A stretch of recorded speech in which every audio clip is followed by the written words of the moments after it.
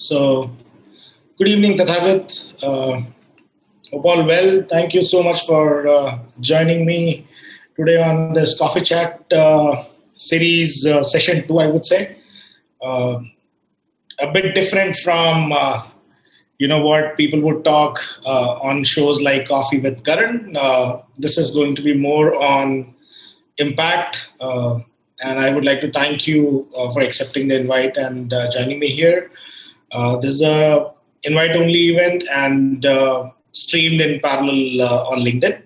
So thank you so much. Hope you're doing well and staying safe. Okay, thanks, Kapil.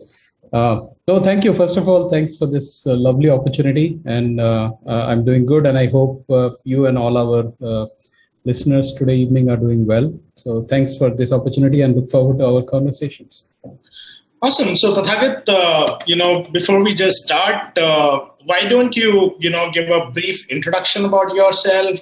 I know a lot. In fact, many people know, I think a bit about you, but I was more moved when I learnt about your Antarctica experience and, the journey all through. So maybe let's take about a couple of minutes and why don't you talk about your journey so far? Sure, Kapil, happy to. So I started my career as a computer scientist with Defense, that is DRDO. And that was long back. And I was in Pune. And then the lab I was with was a part of the Antarctic expedition. So I got a chance to volunteer there and I lived there in Antarctica for 16 months. And this was back in 93. And I came back in 95. And we were doing data communication between Antarctica and India, and lovely opportunity to see the life on another part of the world or at the end of the world. Then I came back in 95 and I also moved to Bangalore, where I am at the moment. And I've been a part of the tech industry since then.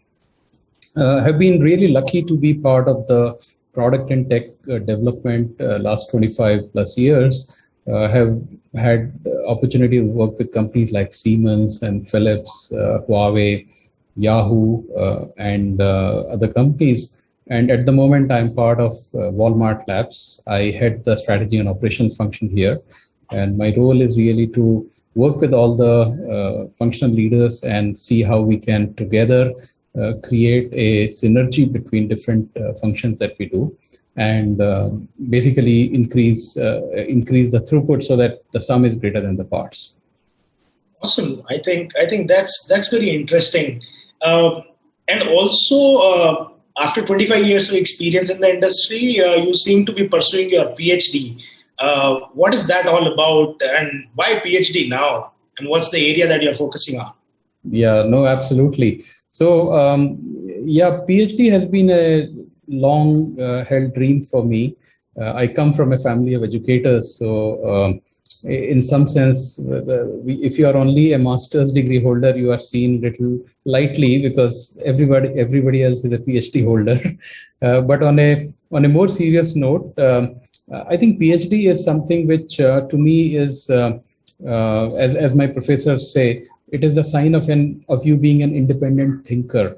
So when you are a PhD, it shows that you have contributed, you have thought of something unique. You are an independent thinker, and for me, it is all about a personal journey to really expand my thinking horizon and really see how I can learn and assimilate everything that I'm picking up from here and there, and contribute it back to the body of knowledge by bringing my own unique perspectives. So the area that I'm working on is really how artificial intelligence as a technology is really kind of enabling the businesses. Because when we see something as a technology, it obviously is making a lot of rapid progress. It is showing impressive benchmarks or impressive performance, for example. The challenge for us is how do we really convert that technical abilities into a management driver or a business driver, if you will, because no technology by itself is really enough. It is how we apply that it really makes the difference. So those are some of the areas that I'll be happy to talk about. Awesome. I think talking about technology and technology making sense itself is a very interesting and intriguing thought. So let's just get started with the agenda of this coffee chat. And we have been talking on and off for last few years. And when I thought of doing this chat about how AI or machine learning has impacted or is going to impact the future of retail and similar businesses, I your name just popped up, and I said, why not talk to you and maybe learn from your experiences. So going on with the first question for today. Last 1.5 years have been full of disruptions. Okay, so in terms of retail, as an industry, or AI or machine learning or computer vision for that matter, as set of technologies, what are the advancements you have seen in last 1.5 years? Sure. Now, I think that's a very relevant question, Kapil, because in the last 1.5 years, we have seen unprecedented changes. We have seen challenges in the supply chain disruptions. We have challenges with the customers not being able to come to the stores. We have seen a rapid acceleration of the e-commerce, for example. So all these phenomena are very unique in the sense that they are all happening at the same time. And many people say that whatever progress we saw in the last 1 year or 18 months, normally in the normal circumstances would have taken 4 or 5 years to happen. So clearly, a lot of things happening there. So when I see, when it concerns AI or machine learning, I'll prefer to call it as machine learning, even though AI is like the handy name for it. But to me, it is essentially the statistical learning, the machine learning that we are doing mostly today. It is the benefits of that technology are threefold at a very high level. So one is obviously improving the operational efficiency. For example, if I need to do something in 2 hours, can I do it faster than 2 hours? So that way I really reduce the amount of time, effort, and money spent on that. So I make it more efficient there. The second thing is really all about increasing my top line or increasing my revenue by basically having my customers buy certain items that they are looking for. So can I give them better choice? Can I give them more assortment? Can I make sure that they are able to find most of the items that they are looking for? And then thirdly, I would say is really all about quality of life or quality of experiences in terms of things that cannot be quantified by financial metrics. How do we really make sure that the quality of, let us say, you are watching a movie on Netflix? How do you really make sure that you provide a better viewing experience? How do you really make sure that people really come back to you movie after movie, for example? So at a very high level, I look at those three things. Now, if we really see in the lens of last 18 months, the first one in terms of operational efficiency is a very important part of it, because we had a situation where, for example, the supply chains got disrupted because of lockdowns and other things. So now the challenge is that the supply chain, which normally is optimized to have a smoother flow, suddenly got into a situation where, because of lockdown, there were temporary shortages, and then suddenly there was a huge demand. For example, last year we saw people suddenly asking for sanitizers, and then everybody going and asking for and stocking up things like toilet paper, for example, or bottled water. So different things kept changing there. And then we saw the whole phenomena of home economy really picking up in the last 18 months.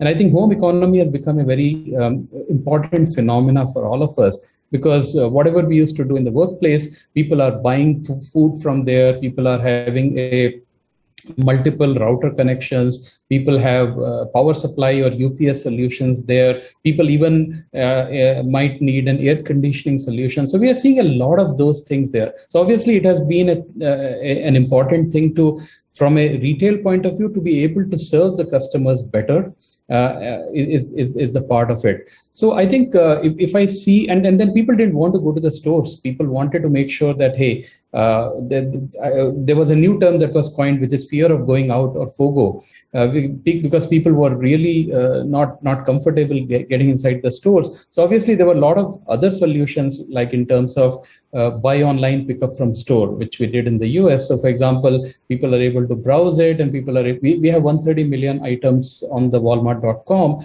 So how can people buy it online, and then we give them the convenience and say, okay, I'll just come and pick it up, or pick up from curbside. So people just come inside, and they are like at a designated lot, and an associate gives them the whole thing. So those are some of the use cases that we saw in the last 18 months there. Many of them were bordering around better experiences. Many of them were leading to more efficient operations there. Like ship from store is a classic case of it, because when the supply chains are a little disrupted, you still have items in the store. And while the items cannot always easily get through from a warehouse or from a distribution center to the store, you still have items in the store, which can definitely be serviced in the nearby area. So how can you make your store as a shipment center so that you are able to ship from there? So those are some of the examples, Kapil, that come to my mind, where the use cases in retail have undergone dramatic changes in the last 18 months. Great. So, one of the things that you talked about was, saving time or time augmentation. We were chatting about this particular thing last time as well. Saving time, one of the largest internet companies, it's in public domain, they built a program to shortlist, talent for their organization. And, and we know that, Amazon did talk about it big time. And late, I think 2018 or 19, they stopped, this entire machine learning program of shortlisting CVs that they had in place, which was supposed to save them a lot of time. Can we talk a bit about that? Yeah, so sure. So I will, out of respect for my competitor, I will not go into the specifics of the named company. Yeah. But let me talk about the whole notion of bias, how really that can impact the performance. So what can happen is, because of the inherent biases that we have in the data, because the data itself is not is not reflecting the realities. It is more likely to reward the data points which are confirming with the worldview that it already has. So if the data is saying that most of the people applying are white or male, or they come from top colleges, then it is going to see most of the algorithms are going to get trained in such a manner that anyone coming from that particular profile is getting higher weightage, and it is eliminating anything else that is not falling into the filter there.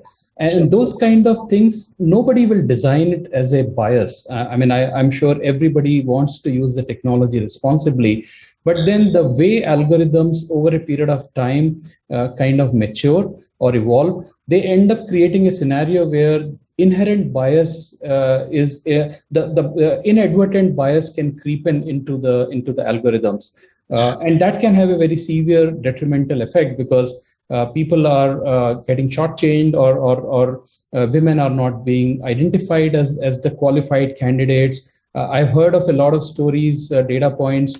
For example, the racial bias or the gender bias is actually creating challenges for legitimate patients, for example. As long as it is a recommender, which is not really a life critical or a mission critical system, it still is tolerable to the extent that if you don't buy this book or if you don't buy this movie, then you will take something else. But then if the medicine is to be given to you based on a certain diagnosis, and the AI is really underdiagnosing you because you come from a particular genetic makeup where the amount of data is not representative enough, and hence the algorithm doesn't have enough confidence in the diagnosis for you, the prognosis can be totally different there. I think that is where the bigger challenge is, Kapil.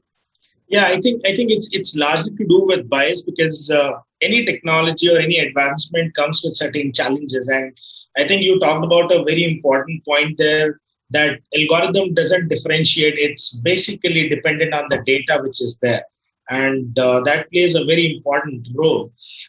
So, having said that, we talked about a couple of use cases that largely the e-commerce or e-tail or retail companies are currently using. Uh, or rather, some of the use cases wherein they are trying to solve certain problems for the users or consumers. What do you think from both from Indian market perspective or from the Western market perspective are a couple of problems that are prevalent today that technologists or businesses around the globe are hustling around to solve? Sure. So I think to me it is also a lot of lifestyle and the lifestyle decisions that we make. So just to give an idea, we announced a very interesting AI-based feature called as Smart Substitution. Now, Smart Substitution is really the whole idea is quite simple. That when you order something online, you have a personal shopper who is buying it from you, who is actually putting it in the cart for you in the store. And let us say you asked for a particular yogurt. Let's say you wanted a cherry yogurt, and then and that shopper is now going and because in the cases of demand there can be stock outs. So let's say there is no cherry yogurt at that point in time, and then suddenly you see that there is a maybe strawberry yogurt or something else. And now the question that the shopper has to make for you as a customer is, are they allowed to put that in the shopping basket for you? Now, in a human case, it is very difficult to make that decision. But in the case of AI that we develop, we have more than 100 parameters that go into deciding and recommending a substitute product. And we have got more than 95% customers approving the recommended product there. Now, to me, that reflects the lifestyle choices. A consumer in a Western market, for example, is looking for convenience and the time that they can spend by using tools like these. In case of India, for example, we are looking at, for example, payment methods are an important part of the whole thing, because in many cases, cash is still the king in India, for example. Or we love to, for example, look at a bigger assortment of things. So we want to really make sure that I have enough options available before I can decide on that. Or, for example, I might look at buy now, pay later kind of options there. So there are different use cases, in my view, which really drive the shopping behavior in different geographies. And that really determines how we should, as retailers, we have to really find out what is the right thing that customers care for and build the solutions and offerings around that. Great. I think a lot of problems to kind of solve and make a better experience for consumers or buyers like us. So moving on to the next one. When we talk about a lot of transactions happening, a lot of people coming in, you talked about a type of yogurt not available, and then somebody can whether put in another type of yogurt or not. This means playing around with data. Right. So how, in general, e-commerce or retail businesses are leveraging the huge amount of data that you're collecting today, and we call it big data. So and how important is the data for training various algorithms for machine learning purpose? And obviously, how do you ensure that there is no bias in there? Yeah, no, I think those are all big questions, Kapil. So yeah, I think as I think one of the articles of yesteryear said, data is the new oil, and I think nothing could be further from truth. You have to, because the current state of artificial learning, artificial intelligence that we say mostly around machine learning, is really all about data. So unlike in the past when we have seen the classical artificial intelligence, like for example, when I did my master's 30 years back, we were still into the rule-based expert system. So in fact, my master's dissertation was actually building a rule-based expert system using fuzzy logic. And I'm seeing actually fuzzy logic is kind of coming back in some sense. And we were still trying to build a a more deterministic sort of a thing, because there is a rule-based thing. Now, there was no data really, or the amount of data was minuscule in that, because either we were doing, we were either using a symbolic AI or we were doing expert systems. Today's artificial intelligence, which is primarily machine learning, is all about data. So the more data you have, the more accuracy, the higher confidence you have in because it's a statistical learning at the end of the day.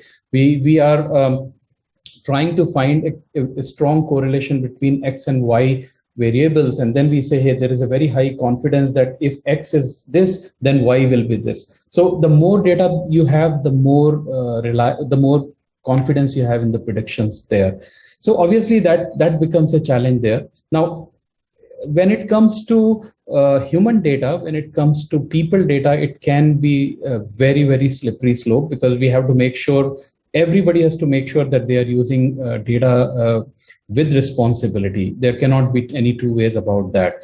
So, and as we are seeing that a lot of regulations are coming in various parts of the world, where there is a focus on data governance, data ethics, data privacy, data security.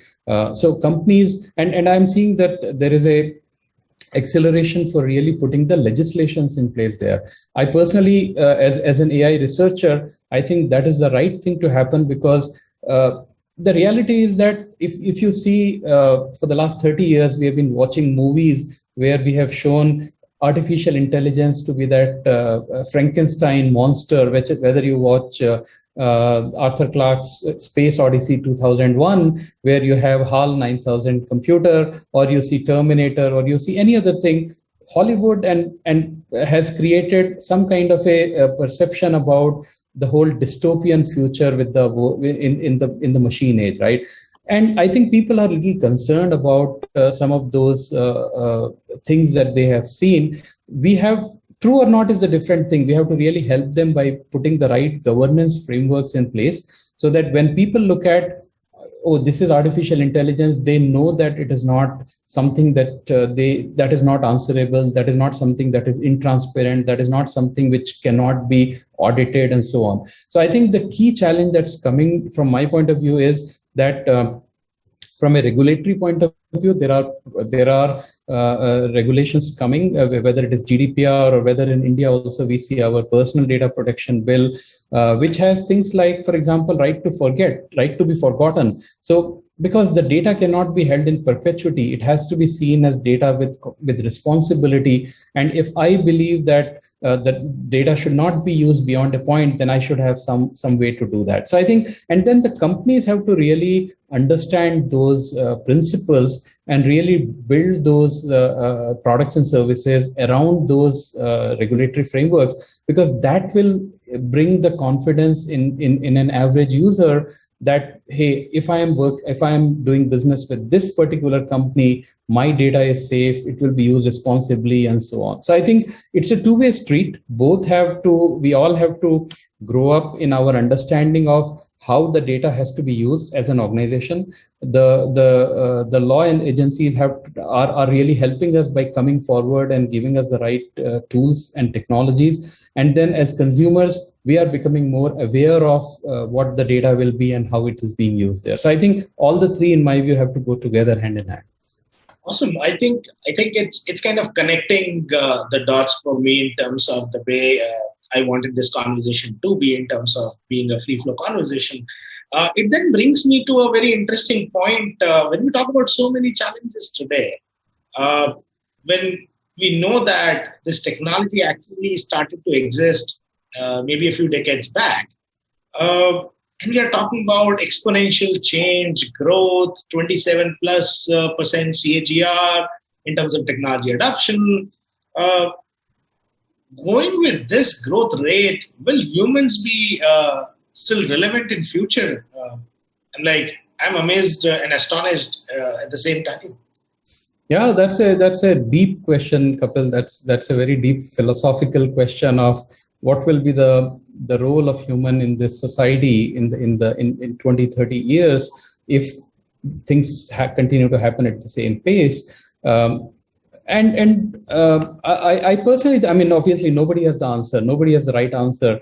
There are people far more qualified than me who are researching on this, whether they are data scientists or AI researchers or even philosophers or ethics experts who are all doing this.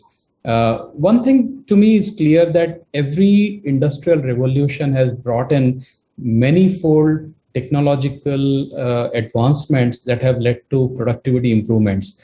If you see 200 years back in the first industrial revolution in Manchester and in UK, there were enough number of people who were worried about what is the role of human beings when the steam and electricity, more of steam power is going to really bring those machines and looms, and humans will not be needed. And there was this whole set of Luddites who actually were anti-technology because they felt technology will take away the jobs. Who basically, and if you read the history, you will see how there were even violent clashes at times there. More closer, I remember growing up in the 80s when there was a lot of computerization that was happening in our country. A lot of people used to be worried that computers will drive people out of jobs. And none of this happened really. What really happened was that some of the functions that people were doing that were purely because computers could do the data processing faster, computers could store a lot of data, computers could programmatically run the operations for far longer time. A lot of those operations could be turned over to the computers, but a lot of thinking related work, a lot of creative work has continued to be with the humans. So it has allowed us human beings to actually part way with the things that were seen more quote unquote administrative or routine or mechanical or something that has to be done 10,000 times, or even sometimes things that were unsafe for humans to do in the first place. So if you see, there is this whole thing of car manufacturing, and there are places where you don't see the entire thing is a robotic welding there because the human beings, it is too unsafe for them beyond a point to do that. So I think those places we will continue to see adoption of AI technologies in various forms. A lot of it will be automation, and then it will continue to be more of process automation and other areas. But I personally believe that the whole idea about creativity and even really being aware about the things. In fact, there is a big body of researchers in AI who believe that AI, the way we are practicing today, will never really become AI. I mean, it will continue to be a great statistical learning, but it will never really give the semblance of intelligence purely because we human beings are not just a brain in a what, if you mean, right? We are the whole idea of embodiment is a very big deal for the AI researchers, which means that we get our bodily experiences because of being brain inside a human body, and we are seeing things, we are perceiving it, we have the whole notion of awareness, we have the whole notion of consciousness, and so on. And people believe that an algorithm that was born inside a data that has only learned how to do statistical correlation between different features will never really have the same level of awareness or consciousness simply because it has the whole notion of disembodiment there. So I think there is a lot of school of thoughts. Only time will tell us what happens. But irrespective of that, I personally believe that if you have a lot of functions in your role where you see a lot of activities being repeated, you can leverage the AI tools to become more productive so that you can focus on more human things in terms of creativity or social engagement and so on. I think that's very apt, and in fact, while running FiveS digital over the last couple of years, I've also realized, and we at FiveS actually continue to talk about what are the ways with which we can actually disrupt ourselves and with the kind of work that we do. And I really feel happy and excited to be a part of this journey. So in fact, a couple of years back, if you remember, we were talking about that as well during one of the conversations. We actually set up a data annotation and a content moderation vertical separately, wherein we thought that there are a lot of use cases wherein a lot of data is required, and that data training is required for the algorithms to work really well. So, when we set up this vertical, we felt that, people were earlier doing data entry or data capturing process, and today they are doing a much more meaningful job wherein they are helping these technologies to perform the best way or the ideal way they should be. So, one of the fastest growing verticals that we are focusing on right now is basically helping organizations like yours to get the right data set for training, whether it is image, text, video, 2D, 3D. I think a lot of data is required to make these algorithms work. And that's possibly the future wherein, these kind of skill sets that would be more relevant for people to kind of maybe take on. And I'm happy that at least at FiveS we are doing some bit of it, and we'll continue to do some more as we create impact in the smaller towns and communities where we operate. I think, but that then brings me to a point wherein when we talk about challenges with regard to technology, okay, apart from the ethical usage, we also talked about bias, right? I was reading about one article wherein LGBTQ community, they've been raising questions on a forced categorization into one category or other in terms of, gender being set. And that's too sensitive a topic for them. So, while we develop all the algorithms, these are developed in labs. When these algorithms go out to field or even for a POC or then to production, we see a lot of mortality happening there. So two parts here. One, the liveliness of the technology from the lab to production, and two, the critical aspect of being unbiased with regard to the communities itself. How do we tackle those? Oh, absolutely. So from my point of view, the way I see that is we have to be extremely responsible and careful in how we use the technology. So let's take a step back. See, as human beings, we have our own problems. We are not rational all the time. We have our own inherent biases, and unfortunately, those biases remain unchecked, and they also show up. Actually, they manifest in some of the decisions we make. I mean, look at it this way: that even as a researcher, one of the questions we were discussing during some of our classes was that if I am a researcher and if I have what I might call it as a background knowledge or going in position. So if I really start with the lens that people who are working late are, let us say, careless about their health, right? If this is my worldview and I'm going with that, then I'm going to characterize anybody who's sitting late in the office and working as somebody, as category A. Whereas it might be my personal bias as a researcher that I'm actually bringing in,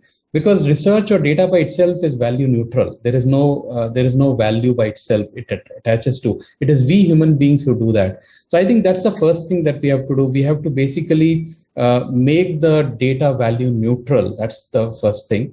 The second thing we have to also make sure is that our teams themselves are reflecting the diversity that we seek to see in the world.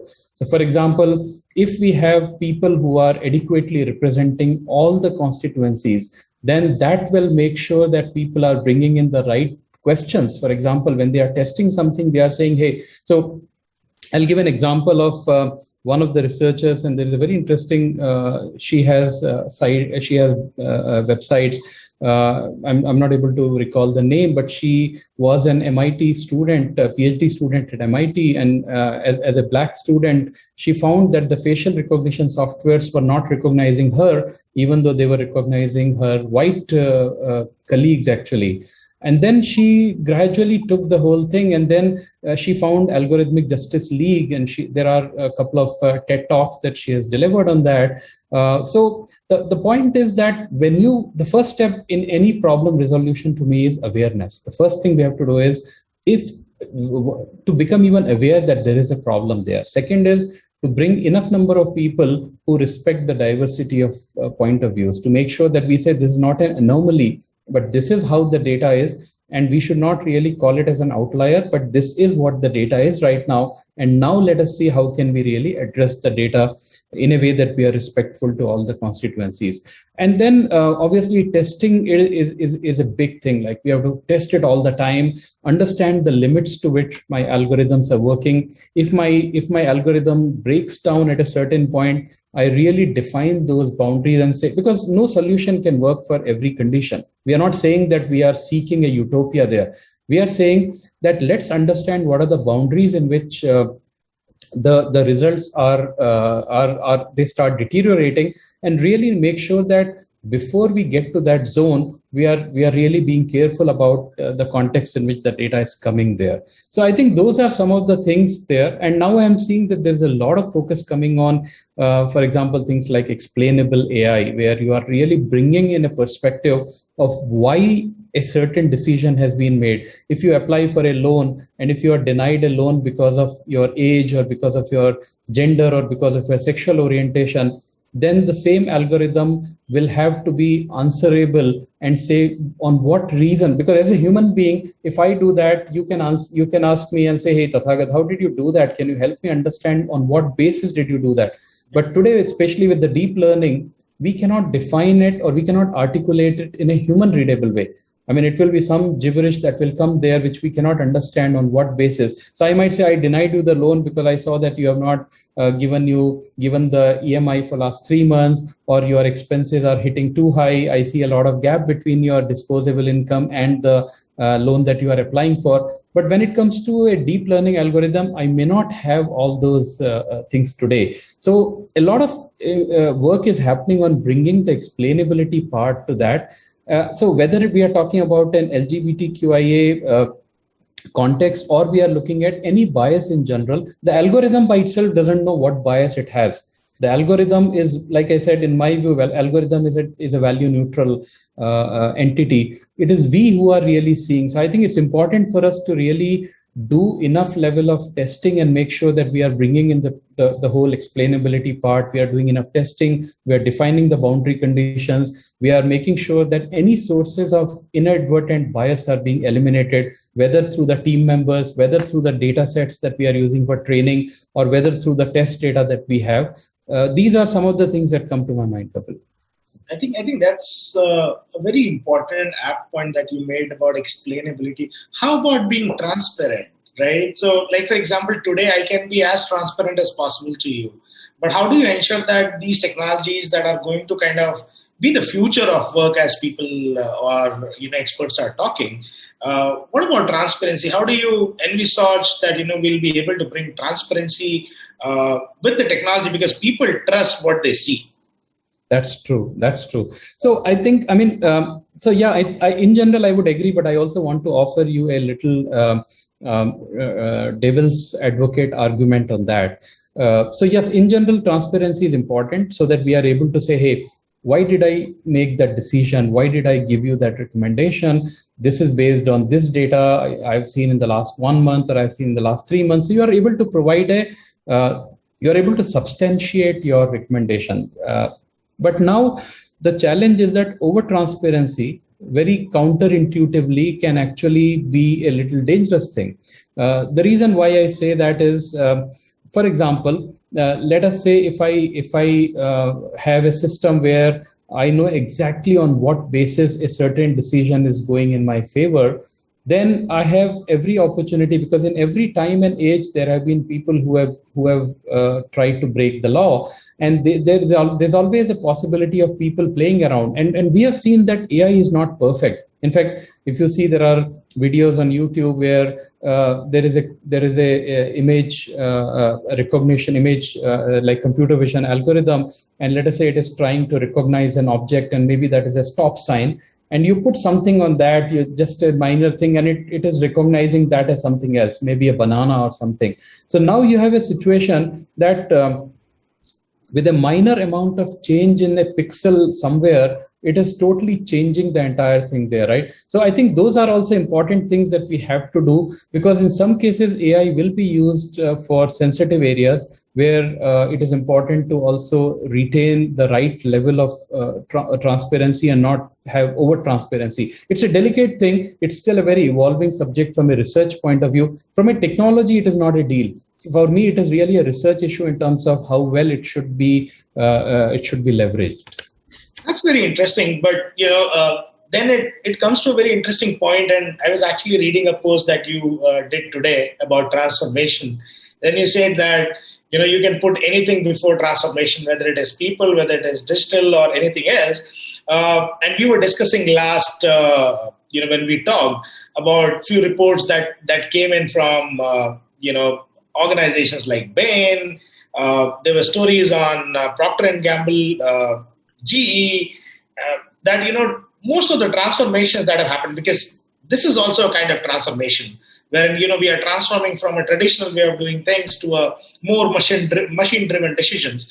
Only 4%, as Bain's report says, were successful. So, comments on that. Is it really about technology, or is it more to do with the way people or the organizations or the leadership sees it? What are your views on it?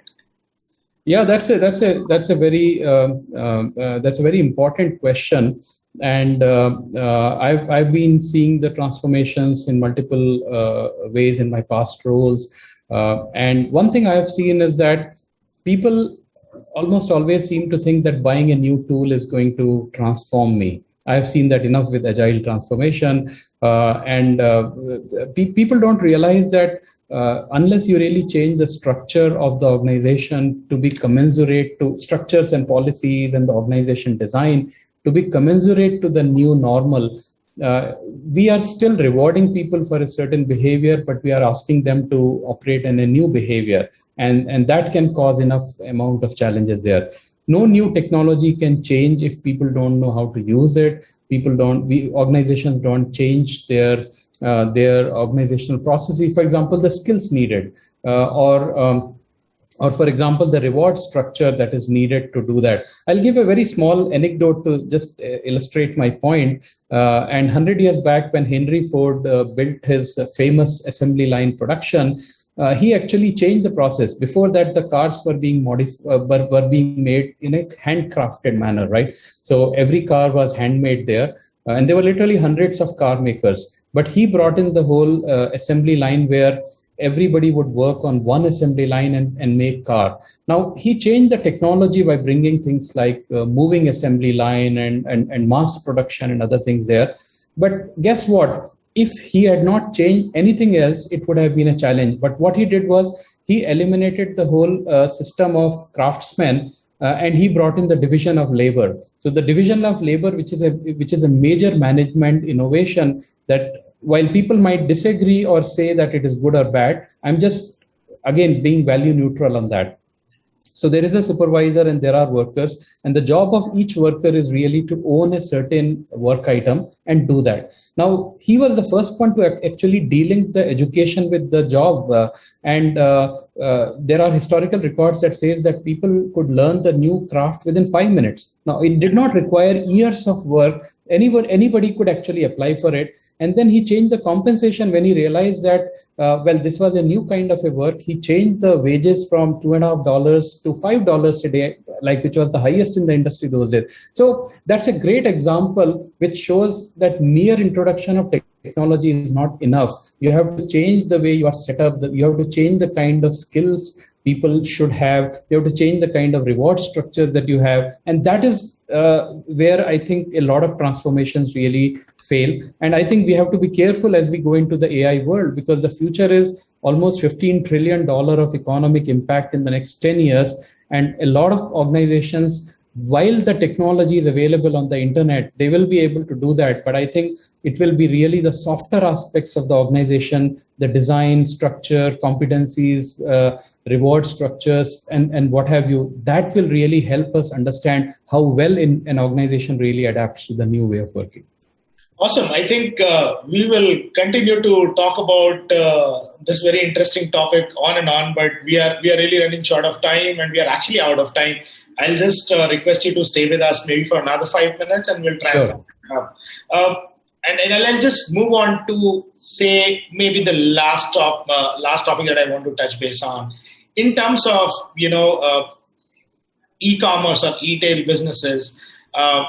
What do you see as the future in next 2-3 years? Will it be robots at the stores who would just read somebody's mind coming into the store and say that you might go into the second lane and buy things from there, or how the in-store or maybe e-commerce experience is going to change over the next 2, 3, 5 years. Yeah, it's a very interesting question because even 2 years back, if you would have asked anybody on earth how the shopping behavior in next 2 years will be, nobody could have predicted the COVID impact there. And yet we are all buying in a quite different manner. But it is also true that this is, in my view, it's a human nature to really go out and touch and feel. Like in India, we like to touch and feel things before we buy them. That's the human nature there. So obviously people, I think some of the fundamentals will not change in my view in terms of social practices or cultural habits. Those will remain there.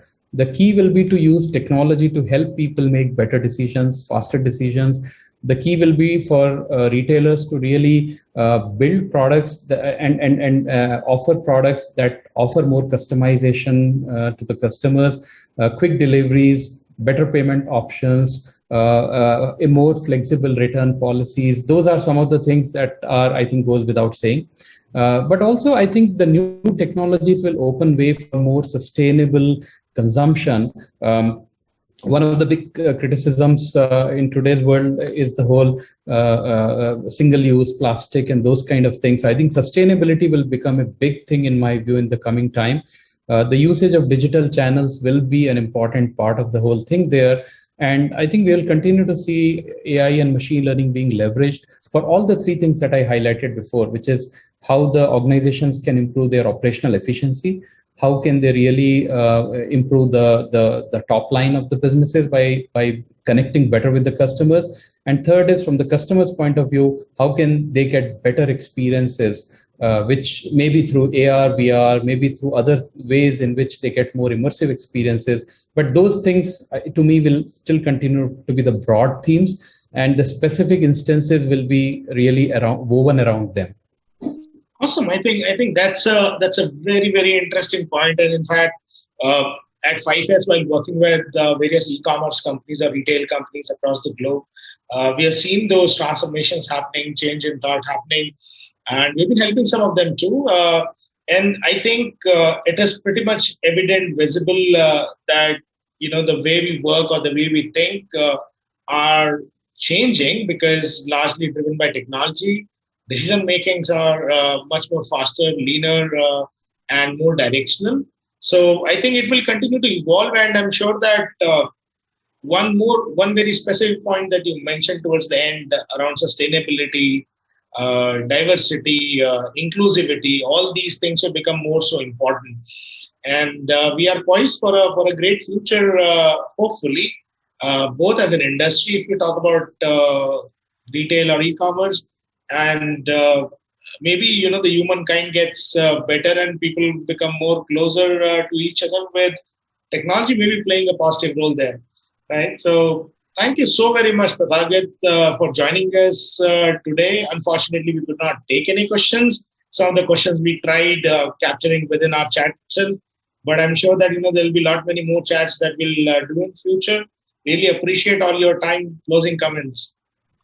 No, I loved the conversation, Kapil. Thanks for that. And I know you have been a pioneer in this space, and you as an entrepreneur who is really redefining your company at every stage. You are doing a wonderful job by actually leading the transformation. So I get inspired always talking to you and looking at how you are solving the problems. And I mean, I couldn't agree more with you. I think the future, it looks exciting. The technologies, the way they are developing there, it is in our hands to really put them to the right use and see how we can really bring the benefit to the larger mankind there. So I'm very optimistic about AI and machine learning and the impact, not just on retail, but healthcare and education and finance and everything else, because it is going to fundamentally change how we do it. There is a good reason why people are calling it as the fourth industrial revolution. So I look forward to that, and I'm sure we will all benefit from the new technology. Absolutely. Thank you so much. And this brings us to the end of the coffee chat. I hope you liked them up. Cheers and have a great Cheers. evening. Take care. Bye-bye. Thanks a lot, Kapil. Lovely talking to you. Thanks Same here. again. Thank you so much, everyone, for joining in. Have a great evening. Thank you. Thanks. Bye.